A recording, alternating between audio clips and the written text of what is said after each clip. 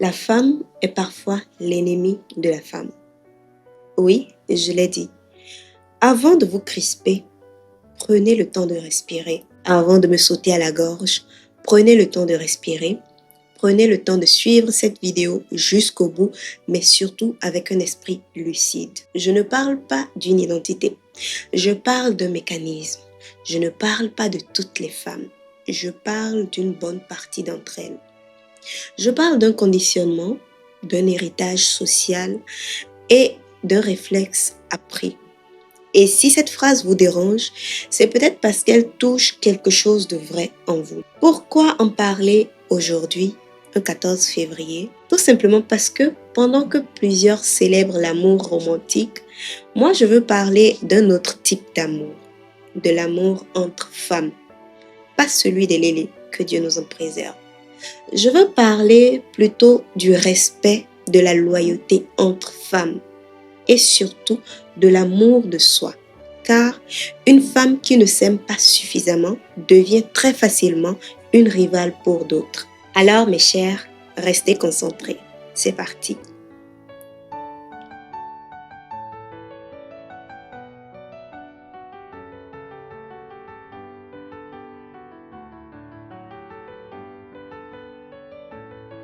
Bonjour et bienvenue sur Jiramsway, l'espace dédié à toute personne qui souhaite faire de son image un pilier de l'élégance et un véritable atout de distinction, mais surtout l'espace où on ose décortiquer tout ce que tout le monde pense tout bas. À cet effet, nous n'allons plus nous caresser dans le sens du poil. Il existe une rivalité féminine qui ne dit plus son nom.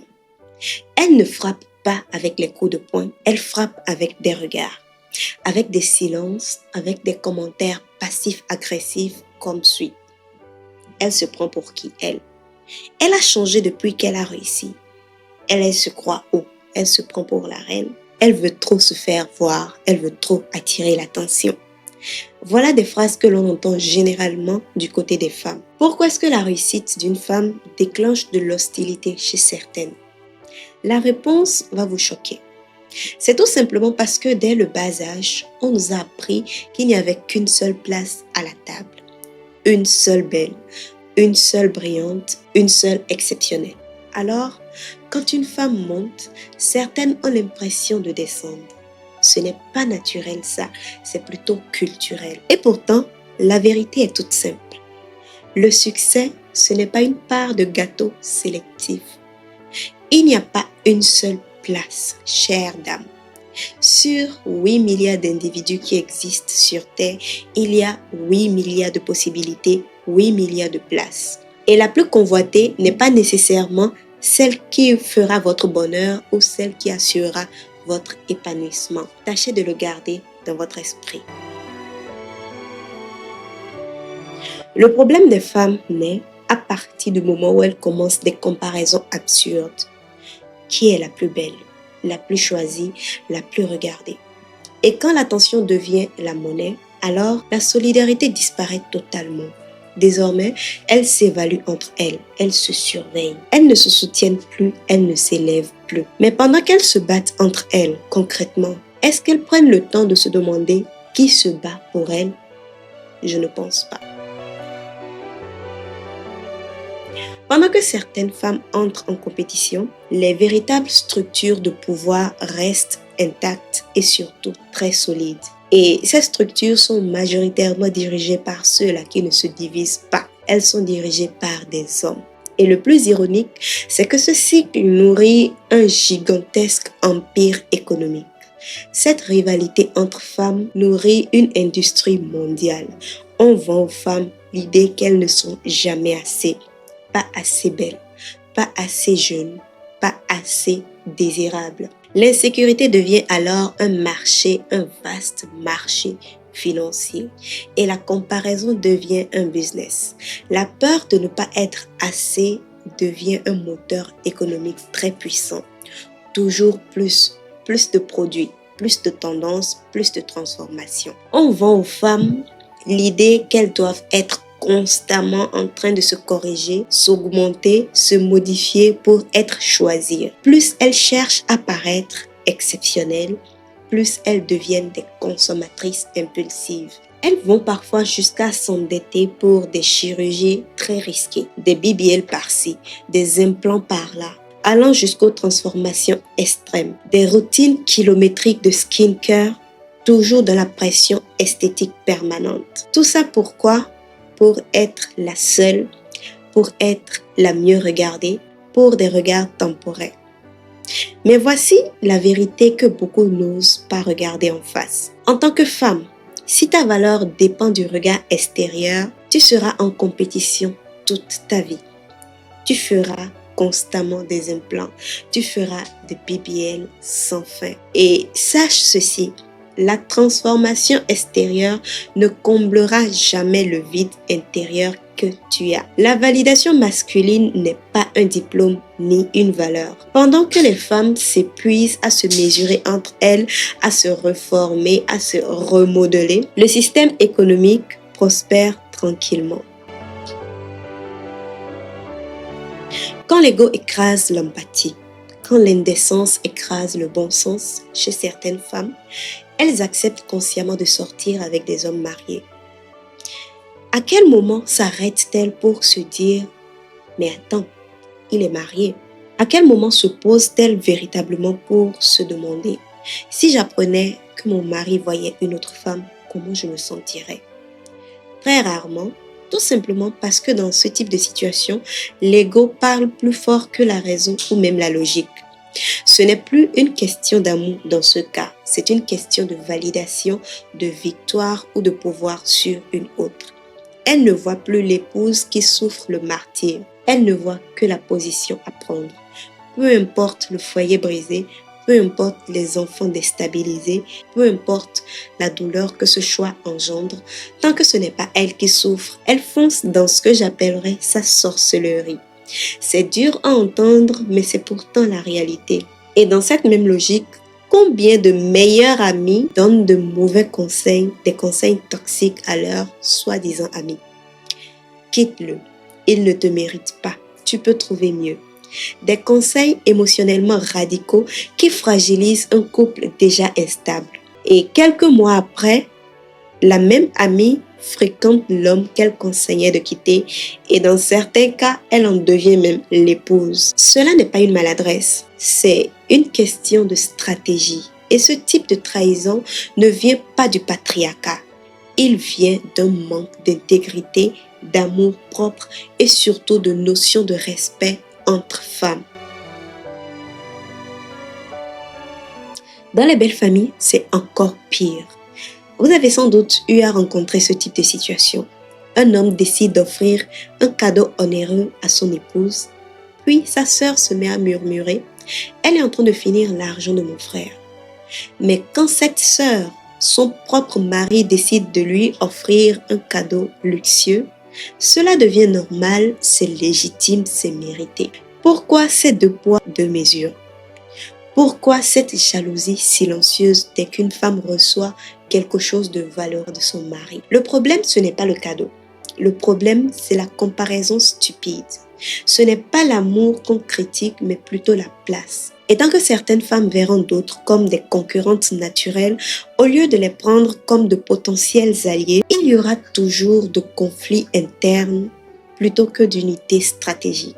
Et pour aller plus loin, dans les familles qui tolèrent la polygamie, quand un homme décide d'opter pour la monogamie, ce sont ses sœurs qui lui sautent sur la gorge en disant « Tu ne peux pas oser faire ça, ici c'est la polygamie ». Pire, si ses sœurs n'aiment pas la femme qu'il s'apprête à épouser, il doit impérativement opter pour le régime polygamique. Et dans ce cas, les femmes, les sœurs, les tantes ou les cousines ne se disent pas tout le monde n'est pas pour la polygamie. Celle qui vient, si elle s'est entendue avec son homme sur le régime monogamique, on ne devrait pas interférer là-dedans. Elles s'en foutent. Par pur égoïsme, par jalousie ou par méchanceté, elles imposent à leurs frères d'opter pour le régime polygamique. Qu'importe son bonheur, qu'importe son épanouissement, c'est ce qu'elles veulent, qu'elles exigent. Je trouve ça vraiment vache. Dans le monde du travail, certaines femmes, une fois au pouvoir, deviennent plus dures envers les femmes qu'avec les hommes. Elles vont jusqu'à bloquer des promotions, elles font subir des humiliations constantes et sortent des phrases rabaissantes comme « elle n'est pas compétente, elle n'est pas prête, elle est trop fragile ». Parfois, ce ne sont pas les hommes qui ferment les portes, mais plutôt les femmes qui gardent les clés. Pourquoi ? Tout simplement parce qu'elles ont souffert pour en arriver là où elles en sont. Alors, au lieu de casser ce plafond de verre, elles le renforcent par des préjugés comme « moi, j'ai galéré avant d'être là où je suis, alors elles aussi, elles doivent galérer ». Ça, ce n'est pas de la force. Ça, ce n'est pas du leadership, c'est plutôt de la violence. C'est une prison mentale dans laquelle elles n'osent pas sortir. Chères dames, chères boss lady, chers leaders, retenez ceci. Le vrai leader ne se met pas en avant. Le vrai leader sait mettre la lumière sur les autres. Une femme véritablement forte ne craint pas les autres. Elle les aide plutôt à faire valoir leurs compétences. Elle les aide à éclore. Elle multiplie les talents. Avant que les féministes 2.0 ne se mettent à m'attaquer, je tiens à préciser ceci. Reconnaître ces dérives ne signifie absolument pas absoudre le patriarcat. Le patriarcat existe. Les inégalités existent. Les injustices sont bien réelles. Mais une société ne progresse pas uniquement en désignant un coupable. Elle progresse quand elle développe de la lucidité. Et cette lucidité commence par de l'autocritique. La sororité ne peut se limiter à un slogan d'Instagram, ni des outils de team building ou encore des hashtags esthétiques ou des phrases que l'on décide de publier chaque 8 mars. La sororité, la vraie, est un choix. C'est choisir de soutenir une femme même quand on se sent en compétition. C'est choisir de ne pas relayer une rumeur même quand elle est croustillante. C'est choisir de ne pas applaudir la chute d'une femme, même si secrètement son succès dérangeait. Et c'est là que naît la véritable maturité.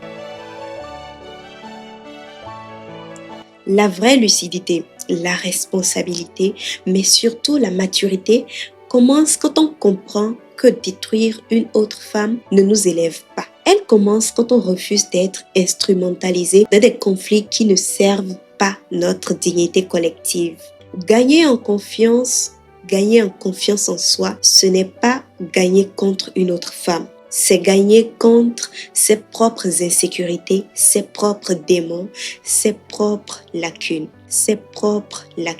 Et tant que nous n'aurons pas cette discipline émotionnelle, nous resterons vulnérables. La responsabilité, ce n'est pas une accusation, c'est un pouvoir. Et une femme qui accepte sa part de responsabilité devient alors impossible à manipuler. Au fond, les hommes ne sont pas aussi méchants, ils ne sont pas aussi mauvais qu'on veuille le croire. Ce sont juste de pathétiques opportunistes qui ne font que surfer sur le manque de discernement, la méchanceté, le manque d'intégrité, le manque de dignité, le manque de respect de certaines femmes pour poser des actions très vilaines. Donc, oui, je le dis, je le redis sans trembler.